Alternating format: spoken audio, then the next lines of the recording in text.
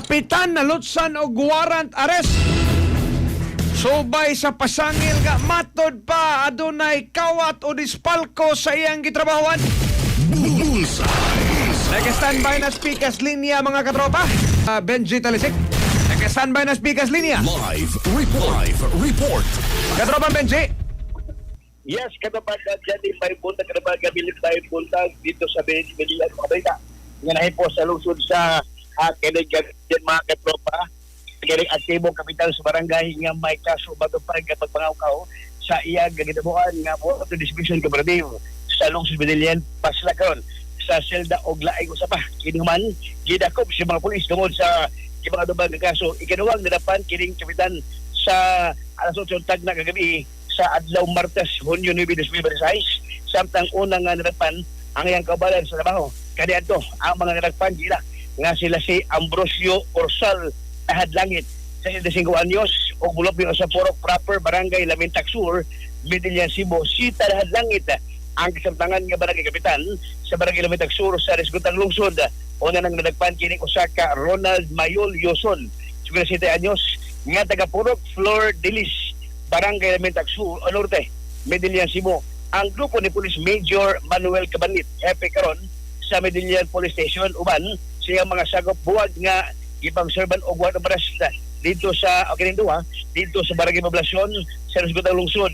Si Honorable Judge Clyde Lilet Lobidica, Presiding Judge, RTC Branch 82, dito sa Bugo City sa kasong qualified theft.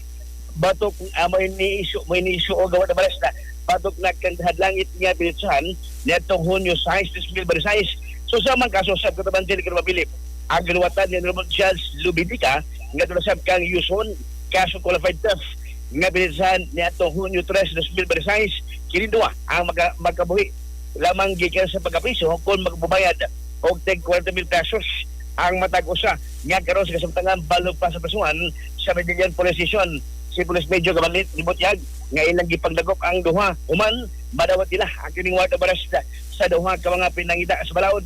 Matulig balit nga usa ka kooperatiba sa gipadamuhan nga kayong water distribution nininduha mo ni reklamo maong nalutsan ini og warrant of arrest sa nakuha nga impormasyon sa XFM Cebu 88.3. Madupang nga kining kapitan sa barangay Lamintac Sur giingong 7 na katuig ang milabay nga nagamit ang kwarta sa maong kooperatiba ang gusto maong gipansikag kining kaso sa iyang ginamuan kaniadto kadapag Janly kadapag Pili.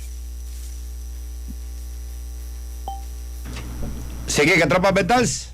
Mao ka na mga balita nga nahipos sa Medellin Police Station katropa sa giabot ay magkalimot paghaplas o paghaplas kanunay sa Santone Herbal Oil sa katong dunay mga kining biri-biri o varicose veins mga katropa mas magatabang ninyo kini maong Santone Herbal Oil ihaplas lang sa katong mga dunay mga ugat sa mga adiring paa kay mao ni magatabang matag adlaw nga tanan hinimo kini sa Yasto Health Incorporated mapalit sa parmasyag botika sa inyong lugar.